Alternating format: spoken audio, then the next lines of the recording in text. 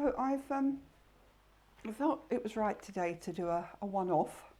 I've mentioned Ecclesiastes a couple of times in the last few weeks, and I just felt it's a mixture of where we are with today and where we are in the world at the moment. And I just felt as I go through it, I hope it will just help us with where we find ourselves at the moment.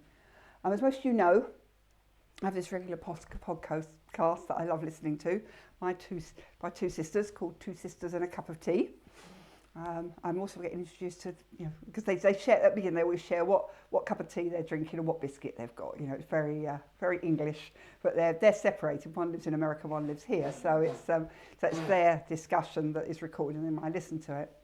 And what I've really enjoyed about those podcasts, which they've been doing for a few years now, I've only been listening probably for the last year, I guess, is that basically it's just two mums.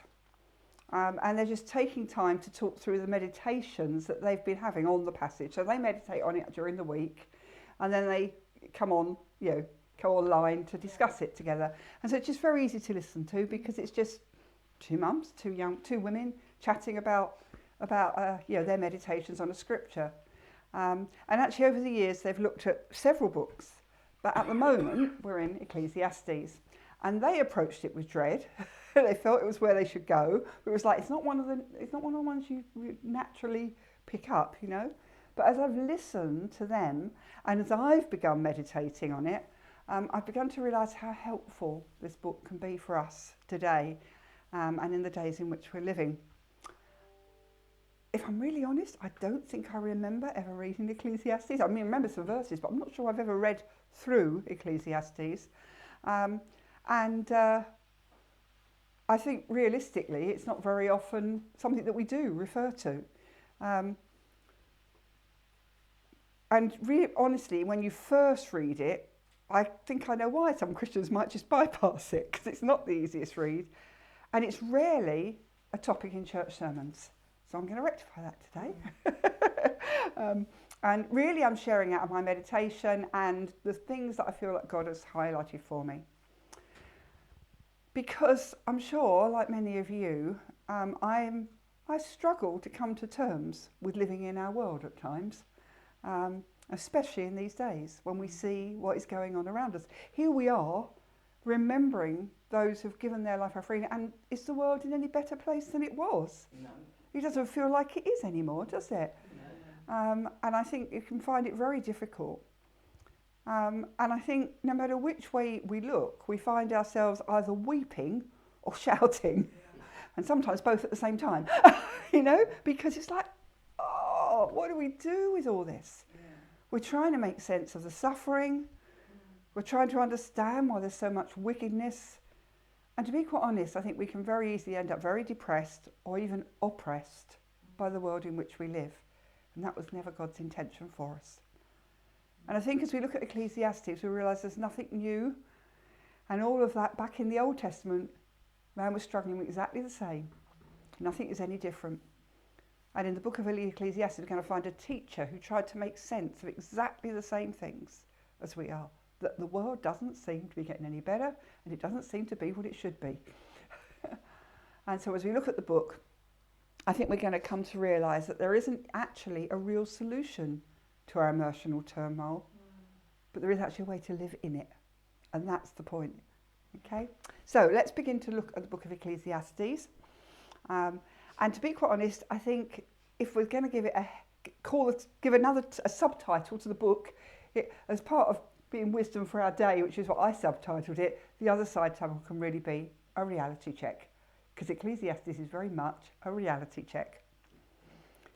So it's quite a unique book in the Bible. It's part of the wisdom literature. We'll just get our context and our background in place. So it's part of the wisdom literature. So like Song of Solomon and Proverbs and that whole section there.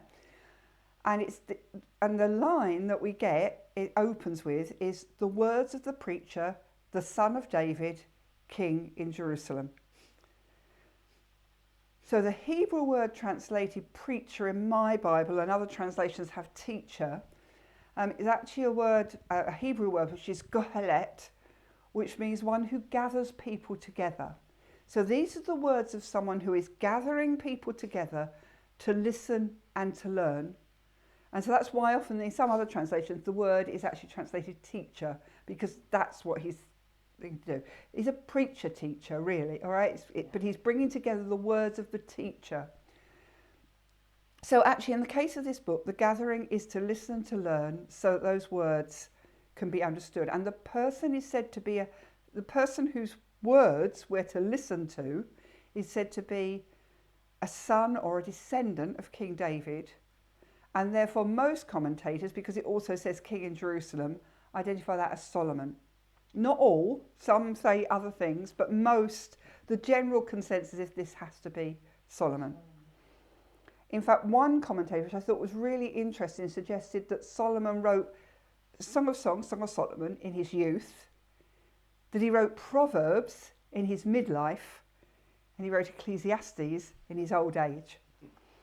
And actually, maybe that's why Ecclesiastes is making sense to me now I'm at this stage in my life, when it didn't when I was younger. But actually it's a word we all need, no matter what age we are, because I think we have to have a right view of God. And I think one of the things that Ecclesiastes does is it gives us a right view of God and a right view of life. So, whether it was written by Solomon or not, the key thing we have to recognise in this book is that the teacher is a character in the book and is not the author. So the author is wanting to gather people together to hear the words of, so what he's actually saying is come together, that opening is come together and hear the words of the son of David, the king of Jerusalem. All right. So the author who introduces and ends the book is actually someone who is calling people to come and listen to the words of the character in the book, which is this son of David or whatever. And actually, we're not actually told his name. We're given a clue, but we're not really told his name. And while we do hear the voice of the teacher for most of the book, it is actually a different voice to the one that introduces it as the author. And he first introduces us to the teacher, and he also concludes the book by summarising and evaluating what the teacher has said, which we will look at when we get towards the end of this morning. But I think we need to understand this is someone who not only wants us to hear everything that the teacher has to say, but he also wants to help us process it and form our own conclusion. And it's sort of what makes this book very different from many others, and such a good book to meditate on, is because its purpose is to cause us to process our own thoughts and our emotions. The whole purpose of Ecclesiastes is to make us engage with the reality and then have to process that and work that through. And so in that sense, it's a really good book to meditate on, because you need to stop at the end of each little section and process that for yourself. What does that mean for me? What does that look like? What is that telling me about God? Because the writer doesn't do that. He puts it all out there for us to take hold of. And at the beginning and the end of the book, the author summarises what the teacher's message is with these two phrases. So the first so at the beginning, Ecclesiastes 1:2, he says, "Vanities of vanities, says the preacher. Vanities of vanities, all is vanity." And then at the end of the book, in Ecclesiastes 12:8, "Vanities of vanities, says the preacher. All is vanity." Now, we have a problem because vanity is a word that we have a different meaning for. It doesn't make sense, does it, if it's the meaning we have for it. And the problem with our translation is that the word vanity doesn't really capture the meaning of the Hebrew word used here. Now, some other translations will actually use the word futile or meaningless, which is probably a little bit closer to what is meant here. But still, those words don't bring out the pictorial emphasis of the Hebrew word, which is hevel. Please, hevel. Okay. And that word means a vapour or a wind or smoke. And actually, that word is used 38 times throughout the book of Ecclesiastes as a metaphor. And what it's doing is describing how life is temporary, it's fleeting. It's like a wisp of smoke. But it's not just that. It's not just that it's fleeting and goes. It's almost like it's an enigma, it's a paradox. It's like smoke. When you look at smoke, it looks really solid, but if you try and grab hold of it, It's not there. And Ecclesiastes is trying to get across this idea that our life and everything about our life is a bit like that. It's there, but you try and get hold of it, and you just can't quite get hold of it. And that's okay, because the Bible has got a book in there that's completely about that, so it's fine, all right? It's not something new. In fact, in the middle of it is nothing new under the heavens. It's actually one of the lines in Ecclesiastes. So what the teacher is trying to convey is the idea that there's so much goodness and beauty in the world, but just when you're enjoying it, tragedy strikes and it all seems to blow away. Yeah. And we've all been there, it's all going brilliantly, and then suddenly something happens and it's like, whoa, what happened there? Yeah.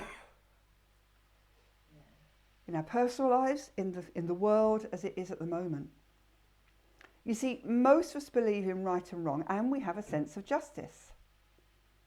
So if that's the case, why do bad things happen to good people all the time, despite all our best intentions?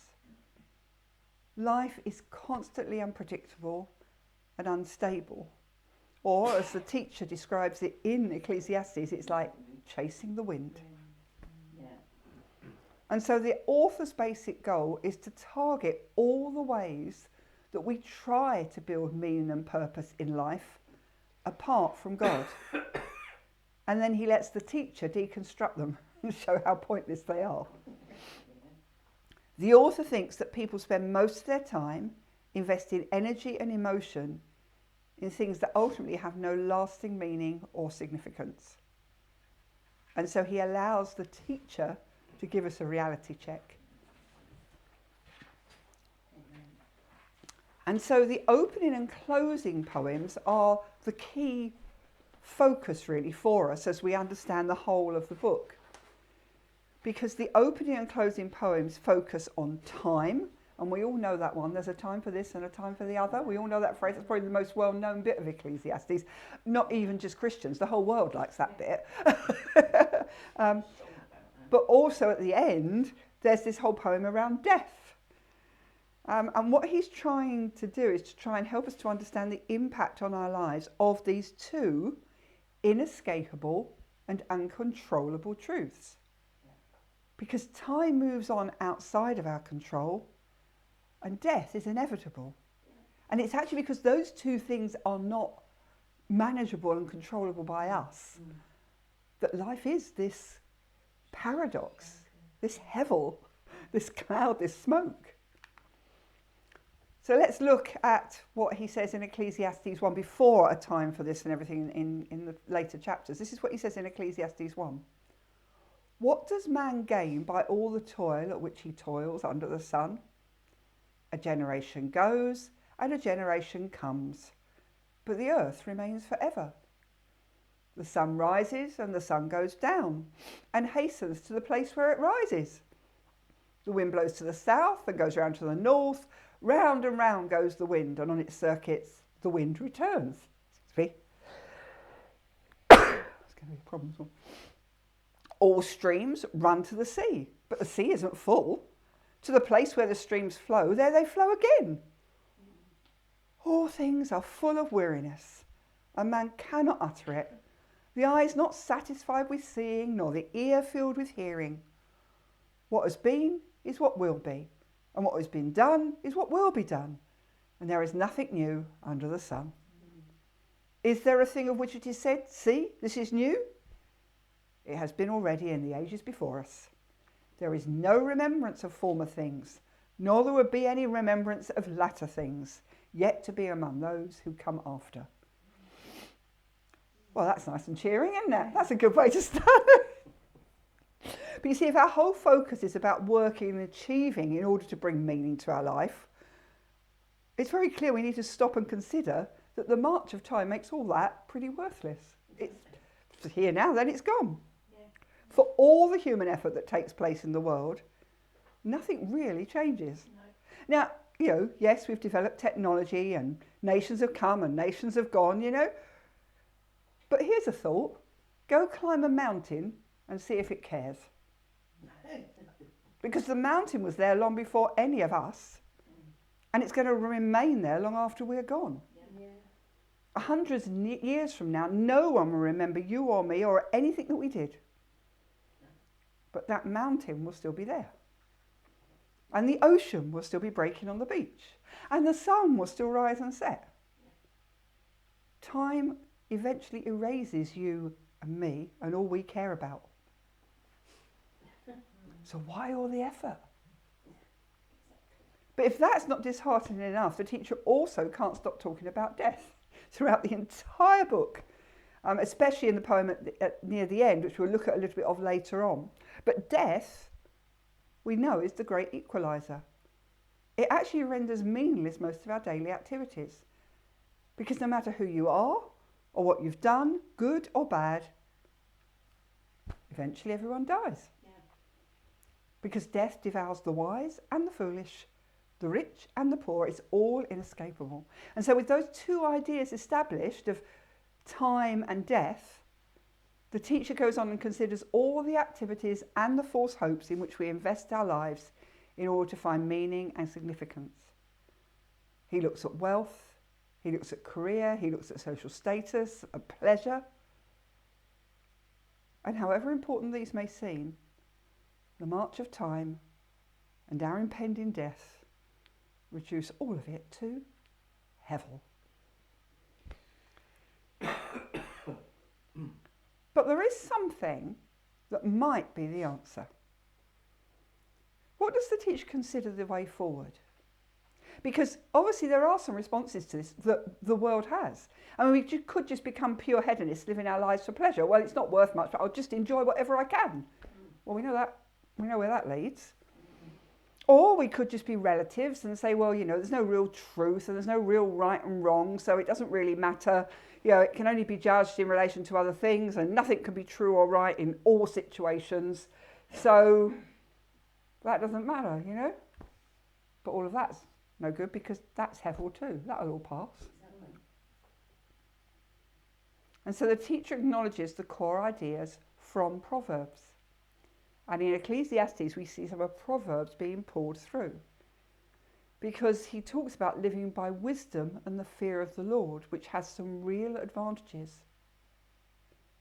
Because on the whole, life will probably go better for us if we live that way. So in Ecclesiastes 7, he says, wisdom is good with an inheritance, an advantage to those who see the sun. That means us living on here.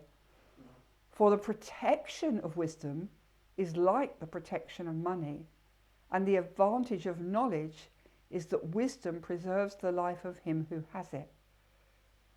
So it may not count for a lot, but it might go better for us if we have some wisdom. Then Ecclesiastes 9, but I say that wisdom is better than might. Though the poor man's wisdom is despised and his words are not heard, the words of the wise, heard in quiet, are better than the shouting of a ruler among fools. I love that line at the moment. Scream it at the television. Wisdom is better than weapons of war, but one sinner destroys much good. Yeah. So there's a real pulling on Proverbs here and the whole idea of wisdom. But the problem is that living by wisdom and the fear of God are actually also hevel because they don't guarantee a good life. They may make things go better for you, but they don't guarantee it. No.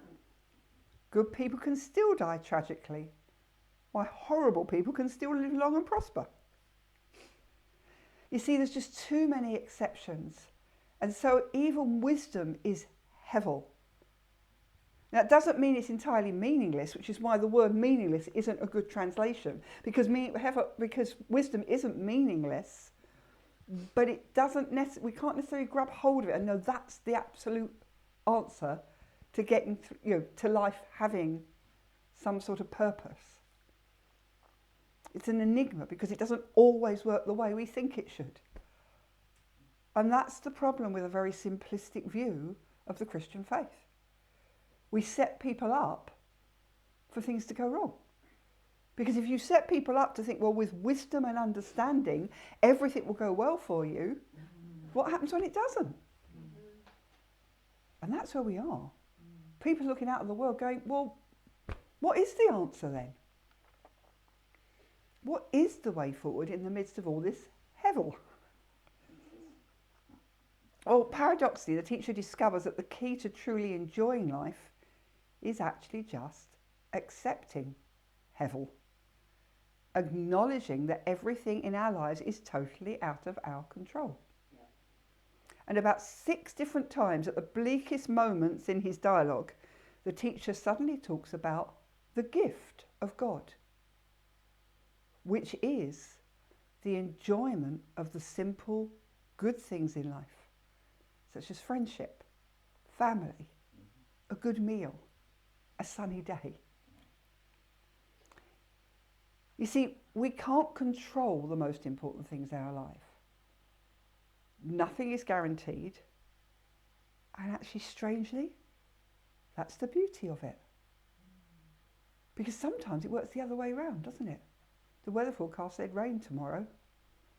And you wake up the next day and it's a glorious sunny day. Finding the joy in the little things. One of my grandchildren giggling at the breakfast table. You know, just, I love it. Especially Andrew, because he's got such an infectious giggle. You see, when I adopt a posture of complete trust in God, it frees me to simply enjoy life as I actually experience it and not as I think it ought to be. Yeah. So in the end, even my expectations about life, my hopes and dreams are all Hevel, Hevel. Everything under the sun is Hevel. So as I've begun meditating in the book, with that overview, there's been 2 passages so far, and they're in the earlier part of the book because I haven't got all the way through in my meditation yet. But there's 2 passages that have really helped me settle my heart and mind, particularly during this difficult last month or so that it has been. And the first is in chapter 2, so it's this verse in Ecclesiastes 2:26. For to the one who pleases him, God has given wisdom and knowledge and joy. But to the sinner, he has given the busyness of gathering and collecting, only to give to one who pleases God. This also is vanity, Hevel, and a striving after wind.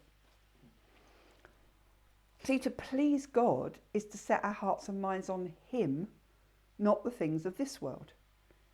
Instead of feeling the helplessness of life, we enjoy every moment by being in his presence. Because he told us he's always with us. So we shift our focus from the circumstances to him. And we live our life for that day, not always looking for the next day or the month or the year, but finding joy in him in that day. Now, most of you know this, I've always been someone who's planned and strategized. That's one of my giftings, and I've used it a lot. But actually, in these days of such uncertainty and disappointment, I think there is a time now to need to learn to live from the place of rest and seeking the Lord in all things. Now, it doesn't mean we don't make plans, but we don't put our trust in them. No. There's a line from a worship song that I absolutely love, and it's this line: let me not wander from your ways. There is no greater joy than knowing your name. Yeah. Living in that place with him today. Yeah, make plans, but if they don't happen, it doesn't make any difference. He's still there in that day when they didn't happen, as he was in the day when you made the plan. And the other passage that's really touched me is one that is quite well known, actually, Ecclesiastes 4 and verses 9 to 12, which says, 2 are better than 1, because they have a good reward for their toil. For if they fall, one will lift up his fellow. But woe to him who is alone when he falls and has not another to lift him up. Again, if 2 lie together, they keep warm. But how can one keep warm alone? And though a man might prevail against one who is alone, 2 will withstand him. A 3-fold cord is not quickly broken. You see, the mistake I think that so many of us make is that we can believe that our satisfaction will come from what we achieve. And so that planning and strategizing and longing to see the fulfillment of a vision, of something that we believe we're here for. We We have a strand of church that, is all about knowing what you're called to, what your vision is, and pursuing that. God's called you for a purpose, pursue it. What happens when it don't happen? I've seen so many people that have... Now, it's not wrong to have a vision. We have a vision. We had a vision for a house of prayer. Has it turned out to what we thought it was going to be 20 years ago? Has it, heck? It's nothing like. Does that mean I'm now... Well, that was all a waste of time? No, not at all. Because in the process of it, a lot of things have happened in God. But as a society, we measure someone's success by what they've achieved. And we often look to those who are visionaries and even ministry leaders as examples to follow, because we feel like we should be building something, we should be working towards something. But these verses, I think, shift that focus, because it's not about what we achieve that will satisfy us. It's the journey shared that builds relationships.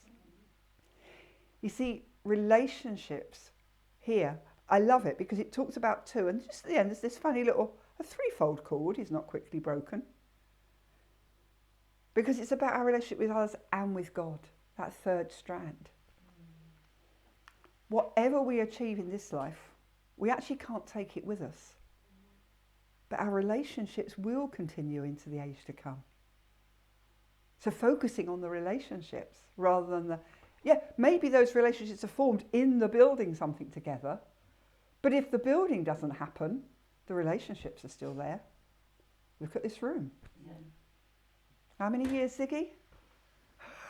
14, 15. Yeah, what it's been has, the vision, the vision that we've been working, that we're all involved in has been one thing and another. Yeah. But the relationships have grown. The relationships have been built. Yeah. The two together is much stronger. Because not only does it build relationships, we are actually stronger together. When the things of this world seem so overwhelming and we're crying out for justice, or we're trying to make sense of it all, spending time together in fellowship, in worship and prayer and in the Word helps us focus back on what lasts and on the one who we trust in the midst of it all.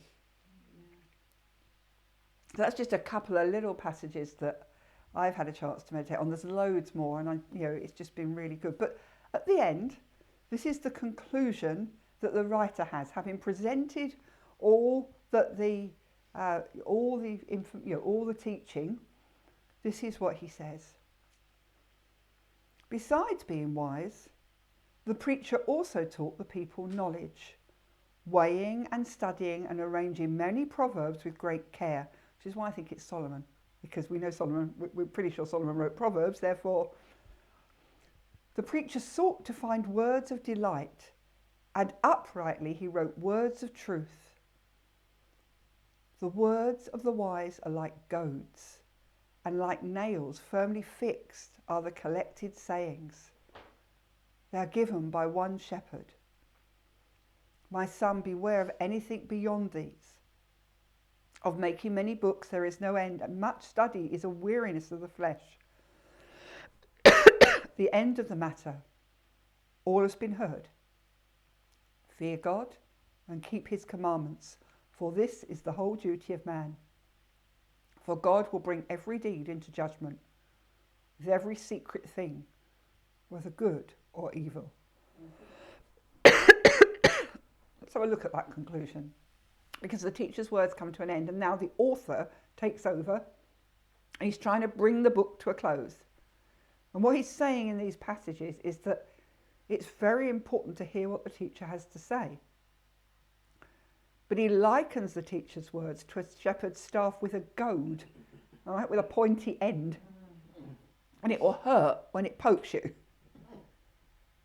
But that pain can ultimately steer you in the right direction towards greater wisdom. That's what the shepherds did. They prod the sheep to get them to go the right way. Yeah. And reading Ecclesiastes is a bit like that. It prods and we're like, I don't like that very much. No, it can't be like that. And then as we meditate on it, so wisdom comes from it. And what the author also warns us not to do is to take the teacher's words too far. You see, you can spend your entire life buried in books, trying to answer the existential puzzles of human life. And many do. But the author is clear, all that will do is exhaust you, and you'll never get there. Instead, the author offers his own conclusion, and this is that we should fear God and keep his commandments. For this is the whole duty of man. For God will bring every deed into judgment with every secret thing, whether good or evil.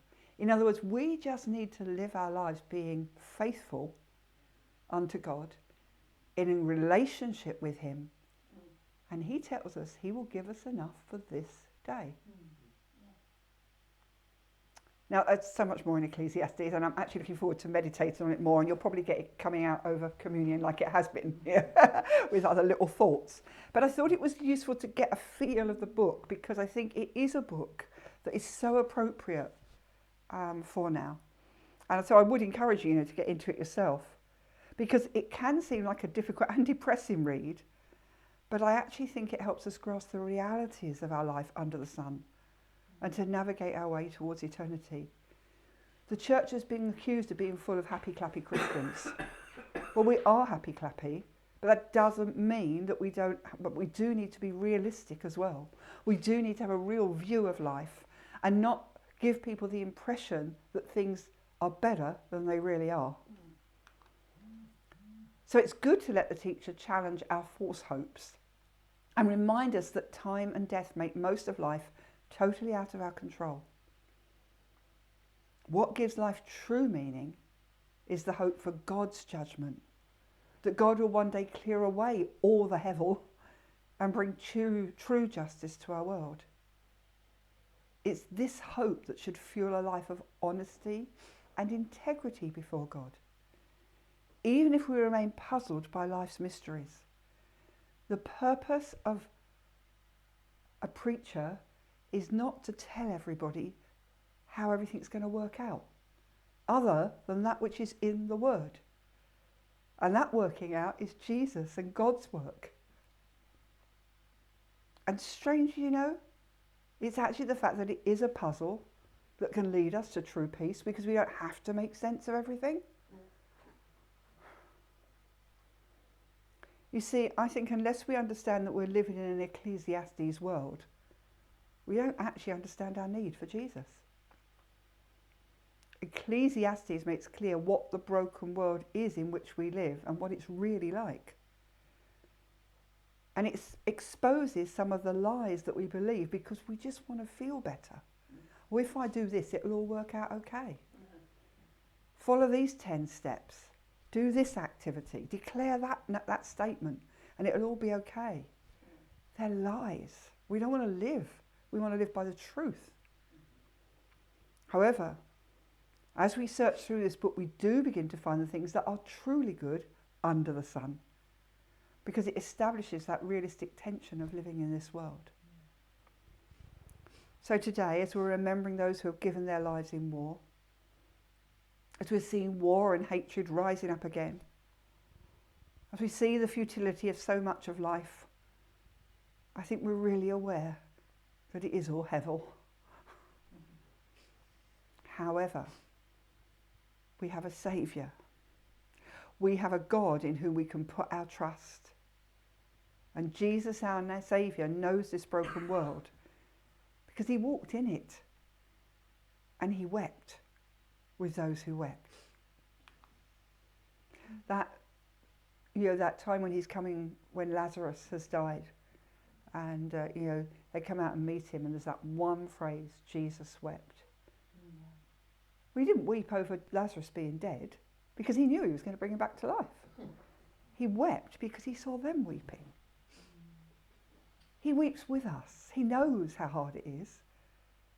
All the more so because he's been down here and lived it. Can you imagine how much hevel he was dealing with? Oh, they've got it. No, they ain't. Oh, they've got it. No, now they're going to kill me. Yes, it worked out according to God's purpose, but did it look like it was working out according to the way the world was looking at it? No. Did it? Heck? You see, the things we can't deal with, we can take to him in prayer, knowing he will respond and we can trust him. We just need to walk faithfully day by day and use today well. Rejoicing in where we are is a gift. Begin every day with thanks and praise. Being satisfied with where we are as we're longing for eternity. Walking out this journey together, knowing there is a day when our judge will come to judge the earth and make all those wrong things right. Yes, Ecclesiastes reveals our lack of control over our lives. The true meaning of a good life is actually found in the hope for God's judgment that will destroy evil and bring justice. And it's that hope that fuels a life of honesty and integrity. And despite life's mysteries, it enables us to live day by day in rest and peace, even though hell keeps getting in the way. So back to that last verse, those last few verses in Ecclesiastes. Fear God and keep his commandments, for this is the whole duty of man. For God will bring every deed into judgment, with every secret thing, whether good or evil.